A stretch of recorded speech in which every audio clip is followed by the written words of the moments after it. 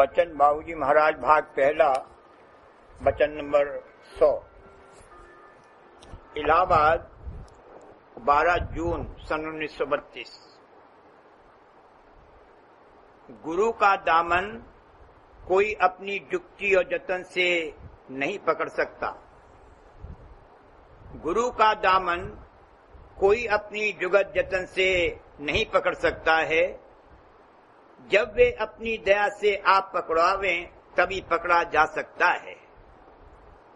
जाहिरी दामन से मुराद नहीं है। वो एक बार हुजूर महाराज ने, जब वे एक छोटे कमरे में थे और उसमें हम 15-16 शख्स मौजूद थे, हम सबसे फरमाया कि देखें कोई हमारा दामन पकड़ तो ले।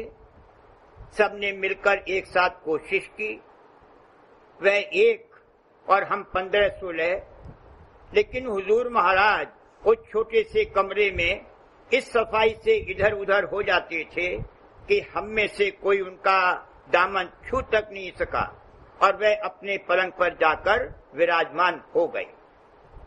ये विलास कई मिनट तक रहा था। वो तो समृद्ध पुरुष थे। उन्होंने जाहिर में भी दिखला दिया, गुरु का दामन तन से नहीं पकड़ा जा सकता है, सूरत से पकड़ा जा सकता है। वही मालिक की हम जात और हम जौहर है।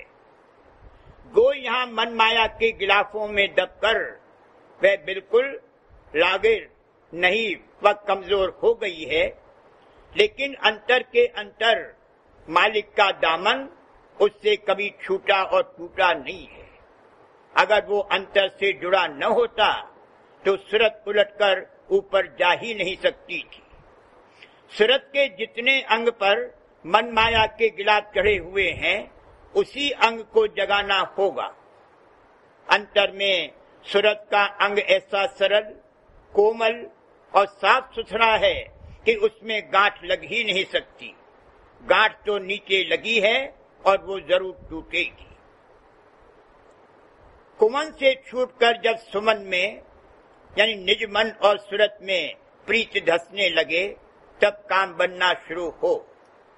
इस प्रीत के जगाने का सिर्फ यही तरीका है कि संत सद्गुरु के द्वारा जो भाग से विराजमान हो, शब्द मार्ग में लगाया जावे। ये ख्याल गलत है कि हम किसी मार्ग या रास्ते से जाएं, कुल मालिक तक पहुंच जावेंगे। जो ऐसा कहते हैं वे राह रकान से बेखबर हैं। असली रास्ता धुरधाम को पहुंचाने वाला मध्य के मध्य में है। जब उस मध्य में पहुंच जावे, फिर सीधी सड़क शाहराह बनी हुई है और वो सड़क नए नगर में से है। ऐन में पहनकर जाना होगा। जाहिरी आंखों से मतलब नहीं है, गुजर अंतर के नैनों में होकर है। यहाँ के विद्यावान परमात्मा के रास्ते से बेखबर हैं। जो संसारी विद्या उन्होंने पढ़ रखी है, परमात्मा की गति हासिल करने के लिए वह सब अनलर्न करनी होगी, भुला देनी होगी। नंबर 102।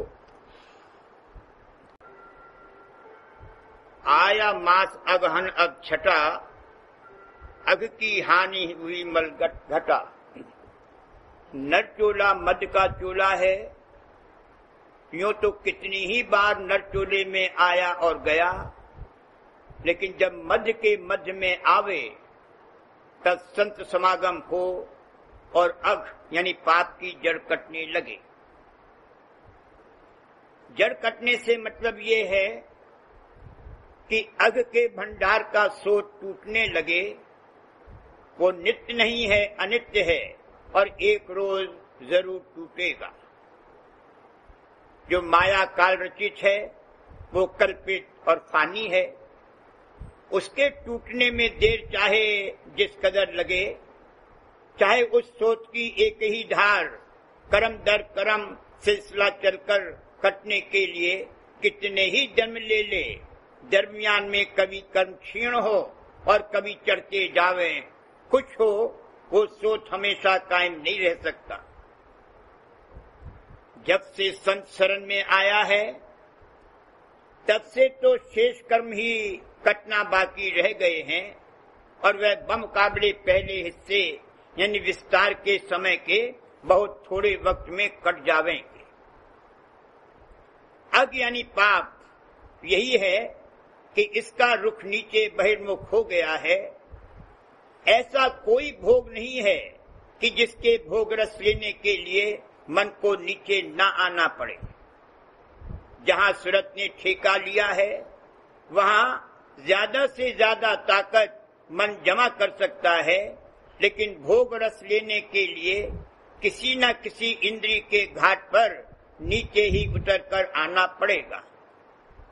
सिर्फ सूरत ही अंतर्मुख है और अंतर में सिमट कर ऊंचे से ऊंचे घाट का रस ले सकती है, और जितना ऊंचे और अंतर में जावेगी उतना ही ज्यादा रस लेगी।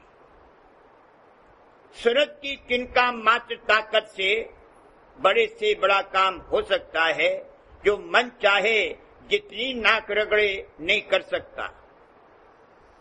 एक किस्म की बीमारी है जिसमें आदमी सोते से उठकर ऐसी तजवीज लिख देता है कि जो जागते में नहीं लिख सकता, और बड़े पुख्तर रास्ते से बाल बाल बचकर निकल जाता है। उस हालत में समाज सूरत से होती है। मन हुआ निर्मल, चित्त हुआ निश्चल, काम क्रोध गए इंद्रिय निष्फल। जब रुख ऊपर और अंतर की जानिब हो तो मल घटे और निर्मल हो। मल से गरज जिस्मानी मलिनता से नहीं है। अगर मल बिल्कुल खारिज हो जावे तो मृत्यु हो जावे। रुख का बाहर और नीचे की जानिब होना ही मल है। निर्मल होने की पहचान ये है कि जितना निर्मल होगा उतना ही निश्चल होगा, जितना मल है उतना ही चंचल है। ये जरूर नहीं है कि तन से फुर्ती से अपना काम न किया जावे। चित्त अंतर में शांत और सावधान होना चाहिए और वृत्ति अंतर्मुख होनी चाहिए। जब ऐसी अवस्था होगी तो काम क्रोध आदि के तीर ठोठे जाने लगेंगे और वह इसका भारी बिगाड़ नहीं कर सकेंगे। पश्चिमी देश वाले चाहे जितने काबिल राजनीतिज्ञ और शासक हो, उनसे निश्चल चित्त होकर एक मिनट सावधान नहीं बैठा जाता, और नहीं तो मेज पर ही की चीजें इधर से उधर रखेंगे, उठावेंगे। बंदर की तरह कुछ न कुछ हरकत करते ही रहेंगे। जितनी उनमें चंचलता है उतनी ही मलिनता है। ऐसे ही मिजाज व खमीर के लोग 100 आदमियों को फांसी का हुक्म देकर पैर पसार कर सोते हैं। धरन छोड़ सुत चढ़ी आकाशा, शब्द पाए आई महाकाशा। जब मन निर्मल और चित्त निश्चल होने लगा और काम क्रोध निष्फल जाने लगे तो सूरत नाभि कमल को छोड़कर जहां बैठकर उस किस्म का आहार ग्रहण करती थी जिससे उन अंगों को ताकत पहुंचती थी, पिंड के ऊपर सिमटने और चढ़ने लगी और अंतर शब्द को पाकर महाआकाश पहुंची। शब्द संग नित्य करे बिलासा, देखे अचरज विमल तमाशा। वहां अचरज रूपी विलास और तमाशा देखा जिसकी कोई उपमा यहाँ नहीं दी जा सकती और शब्द के साथ किलोल करती है। छोड़ा यह घर पकड़ा वह घर, खोया जग को पाया सतगुरु। जब इसकी आसक्ति तन मन से निकल गई तो इस जग को छोड़कर संत सदगुरु द्वारा शब्द ग्रहण करके अपने निज देश में पहुंची। पाप पुण्य दो गए नसाई, भक्ति भाव जीव हृदय समाई। अब पाप और पुण्य दोनों नाश हो गए। यहाँ की नीति और धर्म के अनुसार पाप पुण्य से छुटकारा पाना, उनके जंजाल से निकलना बड़ा मुश्किल है, पूरी फांसी है।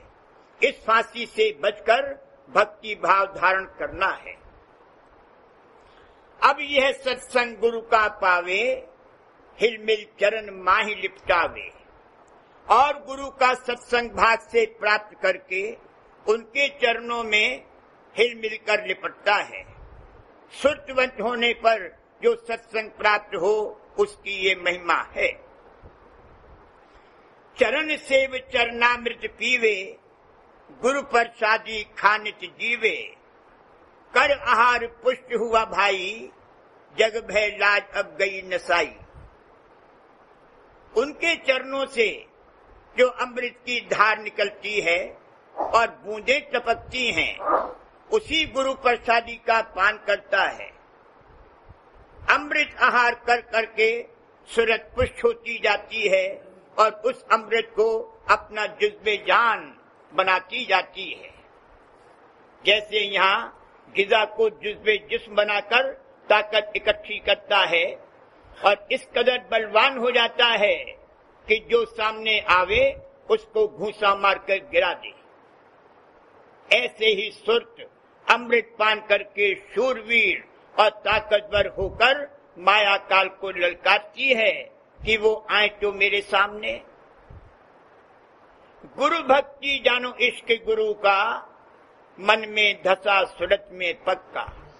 इस तरह गुरु भक्ति दृढ़ होकर सूरत का प्रेम रूप निकलता आवेगा। ये गुरु का इश्क है। पक पक घट में गाड़ा थाना, थान गाड़ अब हुआ दीवाना।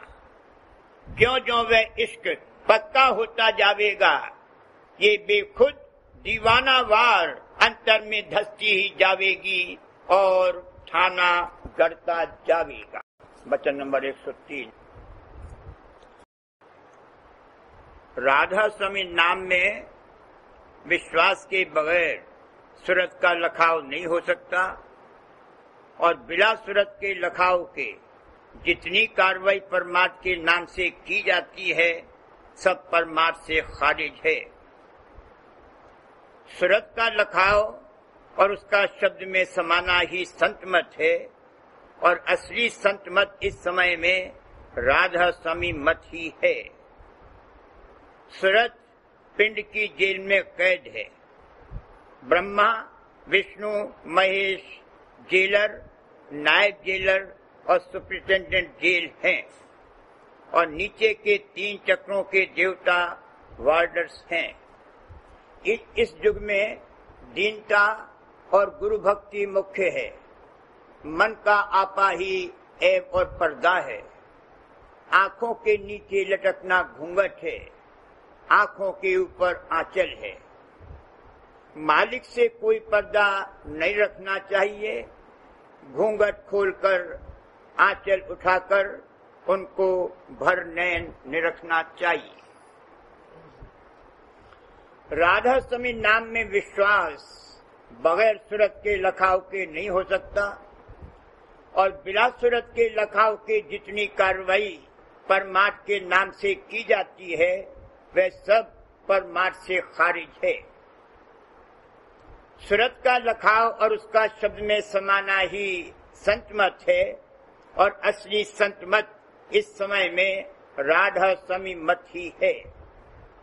राधा आदि सूरत है और स्वामी आदि शब्द है। राधा ही स्वामी का रूप निरख सकती है। राधा स्वामी ही ने सत्य नाम पैदा किया। जब सत्य नाम का ज़हूर भी नहीं था, राधा स्वामी नाम तब भी था। अब इस समय में सच्चे उद्धार की कार्रवाई राधा स्वामी नाम ही से हो सकती है और किसी से नहीं। राधा स्वामी नाम जो गावे सोई तरे। संत हमेशा रहे हैं, पहले गुप्त तौर पर दया फरमाते रहे।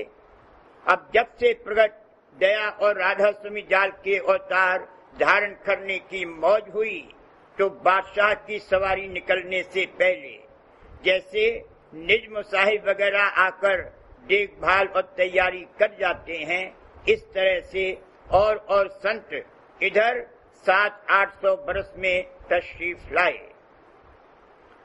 पहले संतों ने सत्यनाम तक का ही उपदेश किया वह उस वक्त के अधिकार के माफिक था।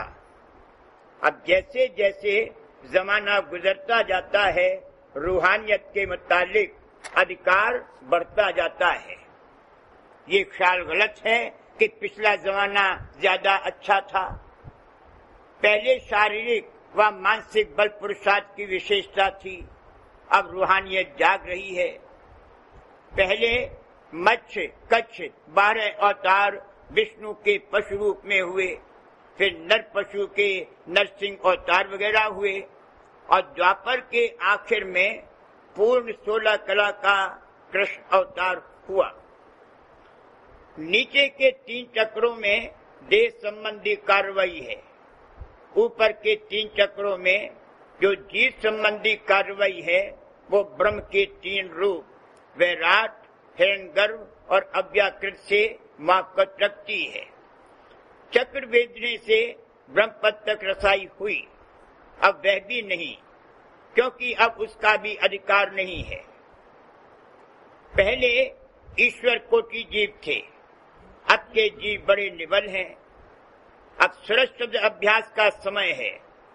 सूरज की बैठक मनुष्य चोले में 6ठे चक्र यानी तीसरे तिल पर है। वहीं सिमट कर ऊपर चढ़ने से सब चक्र आप ही आप खत्म हो जावेंगे। सूरज यहाँ पिंड के जेल में मुकय्यद है। ऊपर के 3 चक्रों के देवता ब्रह्मा, विष्णु, महेश जेलर, नायब जेलर और सुपरिटेंडेंट जेल के तौर पर हैं, और नीचे के 3 चक्रों के देवता जो मूल देवताओं की छाया हैं, वार्डर्स हैं। इन सब की पूजा करना गोया जेलरों और वार्डर्स की दावत व ज़ियाफत करना है। जो सत्य नाम को मुख्य कहते हैं और राधा स्वामी नाम प्रकट होने पर उस नाम की धारणा नहीं करते, वो बारात में जफालियों की तरह हैं। दया तो सब पर ही होगी, लेकिन भाग्यानुसार और समयानुसार। सूरत मालिक की अंश है, उसको जब शब्द की दात गुरु द्वारा प्राप्त हो तब उसकी जन्म जन्म की प्यास बुझे। गुरु मोहे दीनी अमृत रास, बुझी मेरी जन्म जन्म की प्यास। इस वक्त में गुरु भक्ति और दीनता ही मुख्य है। दीन गरीबी मत इस युग का, और गुरु भक्ति कर परमान। साहिर से पर्दा का कीजिए, भरी भरी नैन ने रख लीजिए। नाचे चली घूंघट क्यों काढ़े, मुख से आंचल डारी दीजिए। सची होए का सगन विचारे, कई के माहौर क्या पीजिए। लोक वेद तन मन की देर है, प्रेम रंग में क्या भींजे। पलटू दास होए मर जीवा, ले ही रतन नहीं तन छीजे। मन का आपा ही ऐब और पर्दा है। आंखों के नीचे लटकना घूंघट है, आंखों के ऊपर आंचल है। अगर साहब से मिलने की ख्वाहिश है तो पर्दा कैसा। अपना कोई ऐप उनसे छिपाकर नहीं रखना चाहिए। घूंघट खोलकर, आंचल हटाकर उनको भर भर नैन निरखना चाहिए और अपना हाल निष्कपट होकर कहना चाहिए। तब पूरी पूरी सफाई होगी और निर्मल होकर उनके चरणों में प्रेम व्रत होगी। मालिक से मिलने का रास्ता नैन नगर में से है। दोनों आंखों की दृष्टि को मिलाकर अंतर में एक करके तीसरी आंख खोलना चाहिए, तब रास्ता मिलेगा और ऐन में पहनकर चलेगा।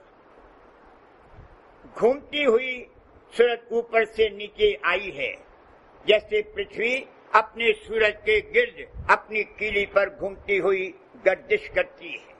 इसी तरह से सूरज नाच नाच कर, घूम घूम कर ही ऊपर जावेगी। अपने गुनाहों को खोलकर कहना पहले राज था, अब जीवों की हालत निवल है, उसका आम रिवाज नहीं रहा। अब जाहिर में न सही तो अंतर में तो गुरु के सामने बिठाकर सब पर्दे और कपट हटाकर अपने दोषों को उनके रूबरू प्रकट करना चाहिए।